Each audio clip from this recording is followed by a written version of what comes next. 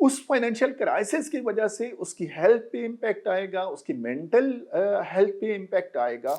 लेकिन जब पेरेंट्स इस दुनिया से चले गए और वो चीज़ें उनके बच्चों में आ गईं, तो वो आहिस्ता-आहिस्ता बिकना शुरू हो गईं, आहिस्ता-आहिस्ता से ख़त्म होना शुरू हो गईं। अस्सलाम वालेकुम दोस्तों, ये वीडियो हमारी वीडियो सीरीज़ की 4th वीडियो है, जिसमें हम ज़िक्र कर रहे हैं कि हम अपने बच्चों को फाइनेंशियल एजुकेशन किस तरह से दे सकते हैं, ताकि वो ज़िम्मेदार शहरी बन सकें, फाइनेंशियली फंड्स को बहुत अच्छी तरह से मैनेज कर सकें। तो ये हमारे पार्ट 4 है और ये लास्ट पार्ट है सीरीज़ का। इसमें जो टॉपिक है वो ये है कि आपने बच्चों को किस तरह से सिखाना है कि वो फाइनेंशियली अच्छे रिस्पॉन्सिबल निगरान हो सके अपने फंड्स का। क्योंकि जो भी फंड्स उनके हाथ में होते हैं वो उनको किस तरह से मैनेज करते हैं, उसको किस तरह से सँभालते हैं, किस तरह से वो इन्वेस्ट करते हैं ऐसी जगहों पे जहाँ से उन्हें फ़ायदा हो सकता है। आपने एक बहुत मशहूर बात सुनी होगी कि पैसा कमाना आसान होता है, पैसा सँभालना मुश्किल होता है, और वाक़ई इसमें हकीकत है कि पैसा सँभालना मुश्किल होता है।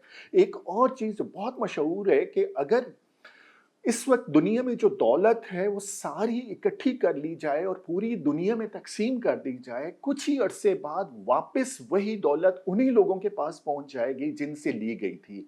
उसकी रीज़न ये है कि हमारे यहाँ फाइनेंशियल लिटरेसी की कमी है। हमारे यहाँ इस चीज़ की कमी है कि हम फंड्स को कैसे मैनेज कर सकते हैं, पैसे को कैसे मैनेज कर सकते हैं। तो हमने अपने बच्चों को ये सिखाना है कि उन्हें फंड्स कैसे मैनेज करने हैं, उन्हें किस तरह से कोई भी चीज़ उनके कंट्रोल में आती है, उनके पोज़ेशन में आती है, चाहे वो फंड्स होते हैं, चाहे वो कोई प्रॉपर्टी होती है या कोई भी ऐसी चीज़ होती है, उसको मैनेज उन्होंने कैसे करना है।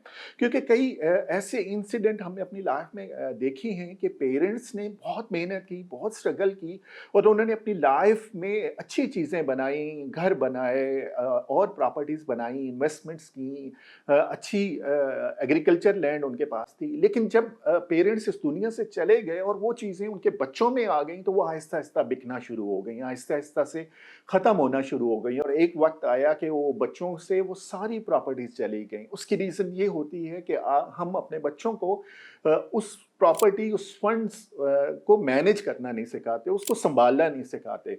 तो आज का ये पॉइंट था कि आप अपने बच्चों को इस बात पे रियलाइज़ करवाएँ और उन्हें सिखाएँ कि आपके अगर पोज़ेशन में कोई प्रॉपर्टी आती है, फंड्स आते हैं, तो उनको आपने मैनेज कैसे करना है, उसको सँभालना कैसे है।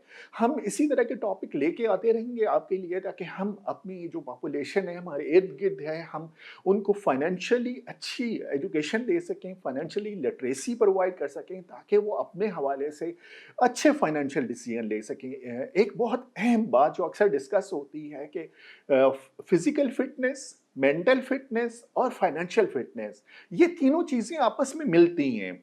किसी भी एक जगह पे अगर कोई फ़र्क आता है, कहीं पे कोई कमी-बेशी आती है, उसका इम्पैक्ट बाकी दोनों जगहों पे होता है। मसलन एक बंदा है, वो फिज़िकली बहुत फिट है, मेंटली वो बहुत फिट है, लेकिन फाइनेंशियली वो फिट नहीं है, वो किसी क्राइसिस में चला गया है।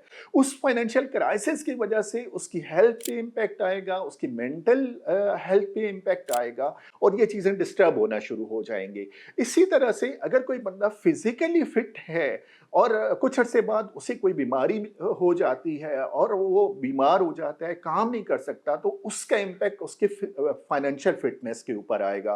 तो हमें इन तीनों चीज़ों का ख़्याल रखना होता है कि हमें फिज़िकली फिट रहना है, हमें मेंटली फिट रहना है और हमें फाइनेंशियली फिट रहना है। मेरा नाम अरशद अमान है, हम होमी प्रॉपर्टीज़ के नाम से इस्लामाबाद में रियल एस्टेट का बिज़नेस करते हैं और फाइनेंशियली एडवाइज़री प्रोवाइड करते हैं अपने क्लाइंट्स को, ताकि वो अच्छी रिस्क फ्री इन्वेस्टमेंट कर सकें। आप हमें कॉन्टैक्ट कर सकते हैं हमारे फेसबुक पेज के थ्रू, हमारे यूट्यूब चैनल के थ्रू और हमारे फ़ोन नंबर के through. Keep in touch. Thank you so much.